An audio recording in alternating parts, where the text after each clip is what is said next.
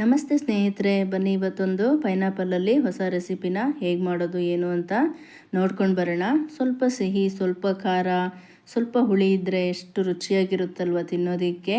ಹಾಗೆಯೇ ಇದು ನಿಮಗೆ ಅನ್ನಕ್ಕಾಗಿರ್ಬೋದು, ರೊಟ್ಟಿಗಾಗಿರ್ಬೋದು, ಚಪಾತಿಗೆ ಯಾವುದಕ್ಕಾದ್ರೂ ಮ್ಯಾಚ್ ಆಗುತ್ತೆ. ತುಂಬ ರುಚಿಯಾಗಿರುತ್ತೆ ತಿನ್ನೋದಕ್ಕೆ. ಹಾಗಾದರೆ ಯಾಕೆ ತಡ ಮಾಡೋದು, ಬನ್ನಿ ನೋಡೋಣ ಹೇಗೆ ಮಾಡೋದು ಏನು ಅಂತ.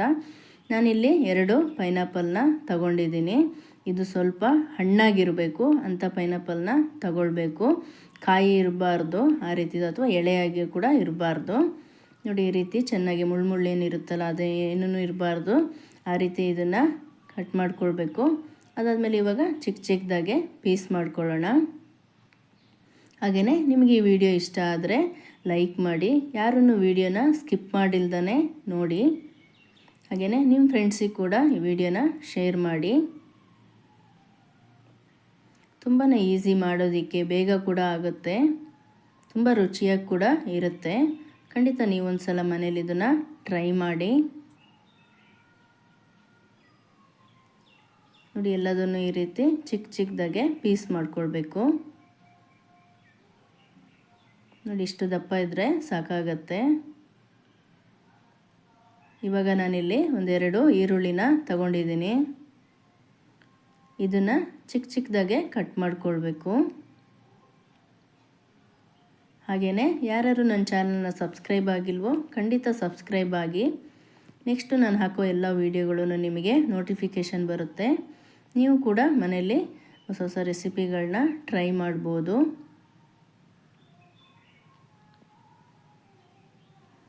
ನೋಡಿ, ಎಲ್ಲದನ್ನು ಈರುಳ್ಳಿನ ಈ ರೀತಿ ಕಟ್ ಮಾಡ್ಕೊಳ್ಳೋಣ. ಇವಾಗ ನಾನಿಲ್ಲೊಂದು ಜಾರನ್ನು ತಗೊಂಡಿದ್ದೀನಿ. ಇದಕ್ಕೆ ಸ್ವಲ್ಪ ಕಾಯಿ ತುರಿ ಮತ್ತು ಹಸಿಮೆಣಸು ಒಂದು 3, ಬೆಳ್ಳುಳ್ಳಿ ಸ್ವಲ್ಪ, ಜೀರಿಗೆ ಸ್ವಲ್ಪ ಹಾಕ್ಕೊಳ್ತಿದ್ದೀನಿ, ಒಂದು 1/4 ಸ್ಪೂನಷ್ಟು, ಮತ್ತು ರುಚಿಗೆ ಸ್ವಲ್ಪ ಉಪ್ಪು ಹಾಕ್ಬಿಟ್ಟು ರುಬ್ಕೊಳ್ಳೋಣ.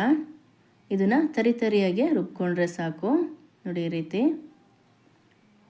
ಇವಾಗ ನಾನಿಲ್ಲೊಂದು ಪಾತ್ರೆ ತೊಗೊಂಡ್ಬಿಟ್ಟು ಎಣ್ಣೆ ಕಾದ್ಮೇಲೆ ಅದಕ್ಕೆ ಒಗ್ಗರಣೆಗೆ ಸ್ವಲ್ಪ ಜೀರಿಗೆ, ಸಾಸಿವೆ, ಕೆಂಪು ಮೆಣಸು 2 ತೊಗೊಳ್ತಾ ಇದ್ದೀನಿ.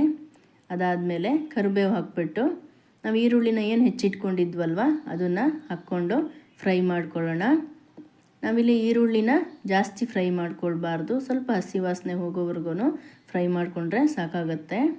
ಅದಾದಮೇಲೆ ಒಂದು ಚಿಟಿಗೆ ಅರಿಶಿನ ಮತ್ತು ಸ್ವಲ್ಪ ಟೇಸ್ಟಿಗೆ ಉಪ್ಪು ಹಾಕ್ಬಿಟ್ಟು ಒಂದು ಸಲ ಫ್ರೈ ಮಾಡ್ಕೊಳ್ಳೋಣ. ನೋಡಿ, ಇಷ್ಟು ಫ್ರೈ ಆದರೆ ಸಾಕಾಗುತ್ತೆ. ಇವಾಗ ನಾವೇನು ರುಬ್ಬಿಟ್ಕೊಂಡಿದ್ವಲ್ಲ ಕಾಯಿ ಎಲ್ಲ ಅದನ್ನು ಹಾಕ್ಕೊಳ್ಳೋಣ. ಇದು ಹಸಿ ವಾಸನೆ ಹೋಗೋವರೆಗೂ ನಾವು ಕಾಯಿನ ಚೆನ್ನಾಗೆ ಫ್ರೈ ಮಾಡ್ಕೊಳ್ಬೇಕು. ಚೆನ್ನಾಗೆ ಕುದಿಸ್ಕೊಳ್ಳೋಣ ಇದನ್ನು ಈ ರೀತಿ. ನೋಡಿ, ಇವಾಗ ನಾನಿಲ್ಲಿ 1 ಸ್ಪೂನು ಸಕ್ಕರೆನ ಹಾಕ್ತಾಯಿದ್ದೀನಿ. ನೀವು ಪೈನಾಪಲ್ಲು ಹುಳಿ ಇರುತ್ತೆ ಸಾಮಾನ್ಯವಾಗಿ, ಸ್ವಲ್ಪನಾದ್ರೂ ಹುಳಿ ಇಲ್ಲ, ಫುಲ್ಲು ಸ್ವೀಟ್ ಇದೆ ಅಂದರೆ ನೀವು ರುಬ್ಬಬೇಕಾದ್ರೆ ಸ್ವಲ್ಪ ಹುಣಸೆ ಹಣ್ಣನ್ನು ಹಾಕ್ಕೊಳ್ಳಿ. ಆವಾಗ ತುಂಬ ರುಚಿಯಾಗಿರುತ್ತೆ. ಇದು ಹುಳಿ ಆಗಿರ್ಬೋದು, ಖಾರ ಆಗಿರ್ಬೋದು, ಅಥವಾ ಸ್ವೀಟ್, 3 ಈಕ್ವಲ್ ಆಗಿದ್ದರೆ ತುಂಬಾ ಚೆನ್ನಾಗಿರುತ್ತೆ. ಯಾವುದಕ್ಕಾದ್ರೂ ಮ್ಯಾಚ್ ಆಗಿರುತ್ತೆ. ಅಥವಾ ನೀವು ಹಾಗೆ ಕೂಡ ಇದನ್ನು ತಿನ್ಬೋದು.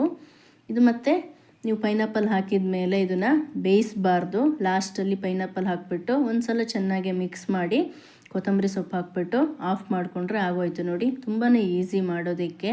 ಖಂಡಿತ ಮನೇಲಿ ಒಂದು ಸಲ ಟ್ರೈ ಮಾಡಿ. ಹಾಗೆ ಹೇಗಿತ್ತು ಅಂತ ಕಮೆಂಟ್ ಮಾಡೋದನ್ನು ಮರಿಬೇಡಿ. ನೆಕ್ಸ್ಟ್ ವೀಡಿಯೋದಲ್ಲಿ ಸಿಗೋಣ. ಅಲ್ಲಿವರೆಗೂ take care, bye. Thank you.